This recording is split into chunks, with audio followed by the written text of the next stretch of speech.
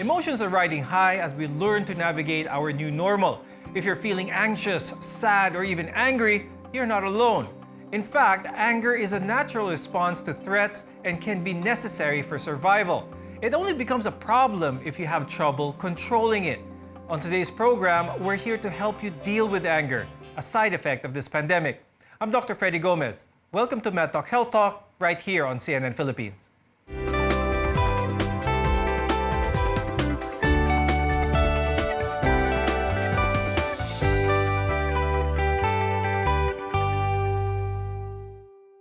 Anger is an understandable reaction to the uncertainty we've been facing. But this anger can cause both physical and emotional issues. When was the last time you thought to yourself it was better to have kept your cool rather than lashing out after the fact? It is important that we control our temper in order to function well. With us today is Dr. Corazon Cuardo. She's a psychiatrist practicing in Pasig City. And we're also joined by Dr. Randy Del Llosa. He's also a psychiatrist as well as a clinical psychologist and a life coach. It is great to have both of you on the show today.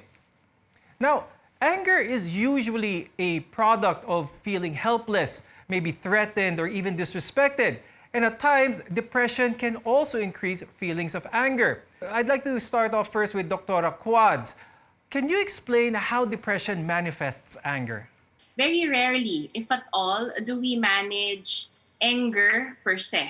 Okay, so it's considered a symptom in the same manner that we very rarely consider fever as the sickness per se. So it usually signals us to something, an anger that is clinically problematic. We are looking at, is it pointing to a mood? Say, for example, a depression, a depressive disorder, a bipolar type of depression, a bipolar mood disorder, an anxiety disorder.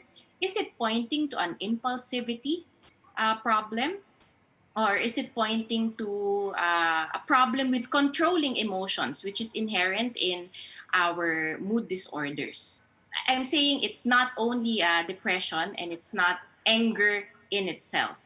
So we understand depression to affect not only in terms of feelings of sadness or emptiness, but in general, an irritability, a dysregulation of feelings. Now, I'd like to go on with Dr. Randy naman. Dr. Randy, are there other conditions that can manifest anger? Maybe situations that can be akin to what a lot of people are feeling now with this pandemic? Now, during this pandemic, syempre maraming nakakagalit sa kalooban natin. For instance, the feeling of being trapped, being isolated, feeling bored, isn't it? The feeling that our funds, our finances are insecure, the uncertainty of it all, and even the fear that we could get sick or die. All of these could result in intense emotions in us, and that would include also anger. The first step to anger management is learning to recognize when you're angry. And there are both physical and emotional impacts of anger. Now, Dr. Quads, what are some of these physical symptoms that one may feel when they are angry? Anger can manifest in terms of feelings, in terms of physical feelings. Say, for example, what are the most common? Like a certain tension over your back, a certain tension over your head, or mounting restlessness. You might feel it as urges to keep on moving or a certain buildup of energy. Now, I'd like to go to Dr. Randy. Ano naman ang mga emotional symptoms na pwedeng mangyari sa mga tao when they feel angry? It can run through a whole, continuum. So some people will just feel bad about it emotionally. Sometimes it will start affecting their minds such that their decisions get clouded, and then sometimes emotionally this will translate also into our relationships. So it can manifest in aggression or violence towards our friends, our family members, or even our partner. It can also manifest emotionally through some psychiatric problems such as addictions. Right, so these are just a number of physical and emotional behavioral clues, but ultimately, everyone expresses anger differently. Now, I'll continue with Dr. Randy. What are some of the different expressions of anger? Because namely here, we are noted to have an outward, inward, and a passive type of expression of anger. Can you explain them to our viewers? Some people will kind of deny their anger or suppress it. Some people will kind of give the cold shoulder treatment to others. Some people will get into angry outbursts and even rage. And some people will turn to self-injury. You know, when their anger gets too intense and they can't act it out, they'll probably just slash their wrists, you know, or punch themselves. And some people will turn into addictions. So these are expressions of anger. Now, chronic anger can negatively impact your physical and mental health. We'll talk about that after a very short break. This is Med Talk Health Talk right here on CNN Philippines.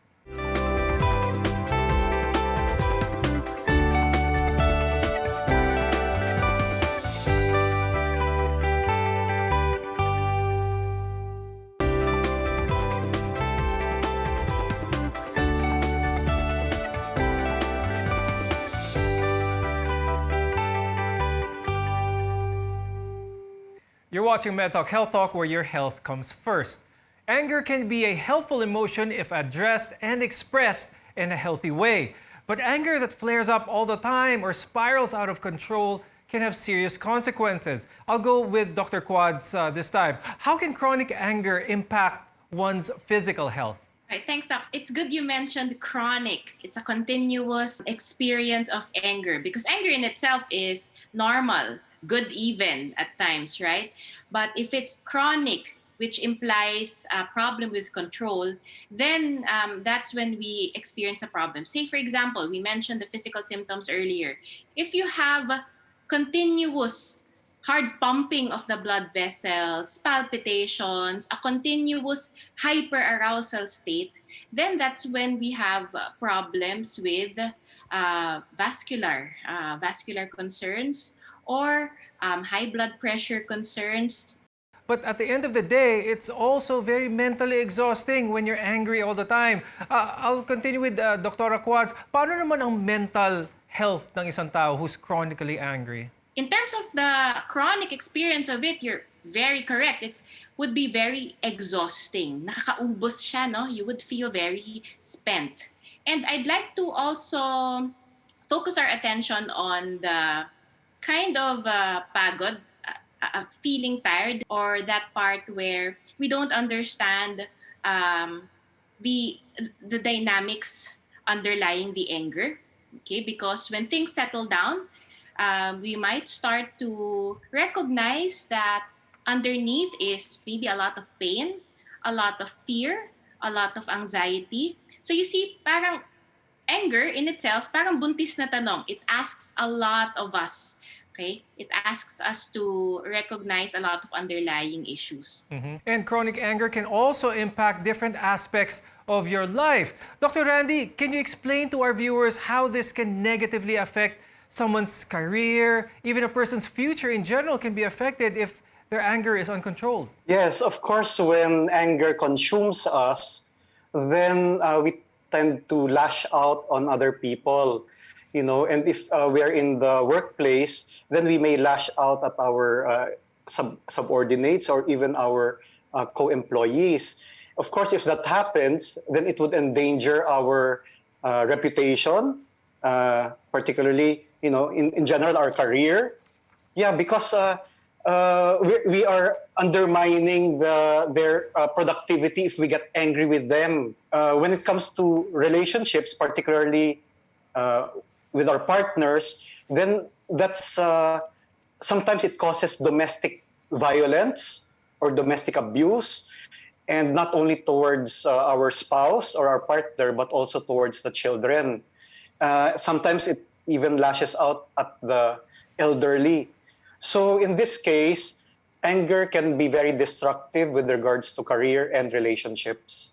Can this type of anger be the cause for irreparable relationships, irreparable broken relationships for that matter? Yes, well, again, when we talk about anger, there's a continuum to its expression. So sa mag-asawa, sa mga lovers, syempre pwedeng tampuhan lang, giving the cold shoulder treatment. Ang kasunod naman usually paglalambing, hindi ba? So sometimes it can even spice up a relationship. However, sabi nga ni Dr. Quads, if it becomes kind of chronic, long-term, then it starts eating up, the the good nature of the relationships, and then it turns into abuse and violence. Now, everyone has their own triggers for anger. Sabi nga nila, hinga ng malalim when you're about to get angry. But for some people, there are who are generally more hot-headed than others. Kailangan huminga pa ng mas malalim. Dr. Quads, could you explain this to our viewers? Some people may seem more angry because they look more explosive. But in terms of, say, gauging the emotions of it, we don't know because some reflect or introject. They experience they direct their anger towards themselves. Okay, so these people may look so composed. They may look happy even. Okay, but I'm not sure. They might be as angry or as affected. Now, if you feel like your anger is out of control, you should consider counseling to help manage this better. And don't wait too long. Dr. Randy, where can someone go for help in order to deal with anger management issues? The first people probably to approach should be your friends and loved ones because they're the most accessible. They're just around, and if they're trusted and they'll give you a listening ear, then it's good to just express, what irritates you or annoys you. Sometimes just that already solves the problem of the anger. The other type of people to approach would be professionals, particularly life coaches, who will kind of guide you into dealing or managing your anger. Or perhaps you can go to a psychologist who will delve into the root causes of your anger or the triggers of it. And the psychiatrist will help you not only through therapy but also through medication. We'll discuss practical tips in controlling your anger next. Keep it here on CNN Philippines.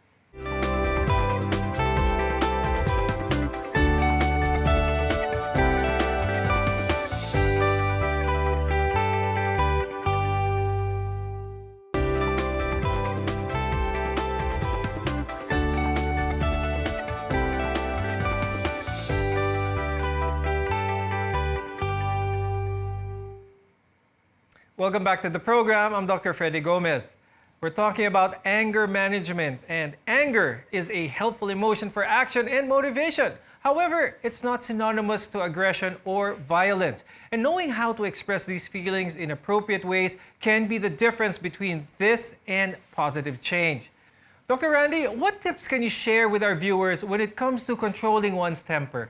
If a person were angry with someone else, the first thing to do is really, if you could, get out of that angering situation.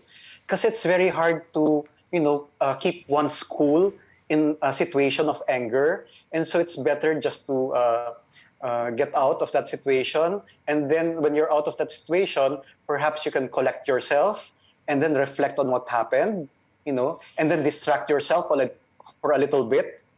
And then when you get back into that relationship or that situation, perhaps you can be more intentional in trying to be proactive in solving the problem. Think before you speak is a good advice for that as well. Take a time out. And it's really about pausing and just taking a moment. How about you, Dr. Quads? Do you have any more tips to share with our audience? Let's say in a traffic situation, they're so frustrated, they're so angry, people are cutting them left and right, they have nowhere to go. What is the best way to manage someone's anger?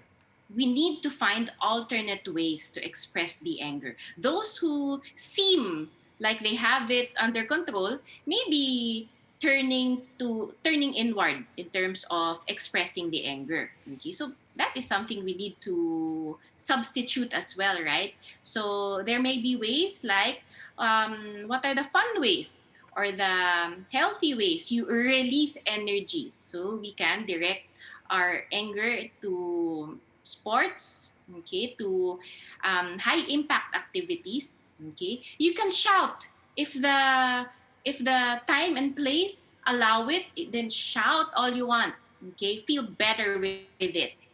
We can cry. Okay, we can talk lengthily to friends we trust. Okay, um, some other practical tips would involve spirituality. So again, we're not invalidating the anger. We want to be able to find ways to direct that anger.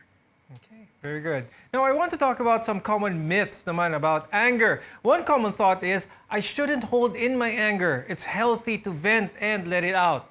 Dr. Randy, what do you have to say about this? Right. That's a very common myth. Yeah, we have to understand anger, no, in terms of energy. Okay, anger is an emotion that carries some could be positive energy, but also negative energy. And we know that energy doesn't dissipate. It doesn't disappear. So it just transfers into our body organs. So can you imagine if we suppress our anger, then the energy just causes psychosomatic illnesses like our asthma, like our heart problems, like our skin problems or digestive problems. So it just causes psychosomatic illnesses if we suppress it. So that's one myth that has to be corrected.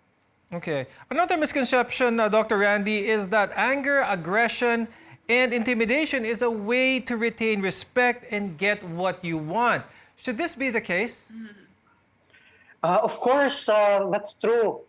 In fact, anger sometimes is, angry outbursts have the purpose of trying to maintain some position or authority over other people.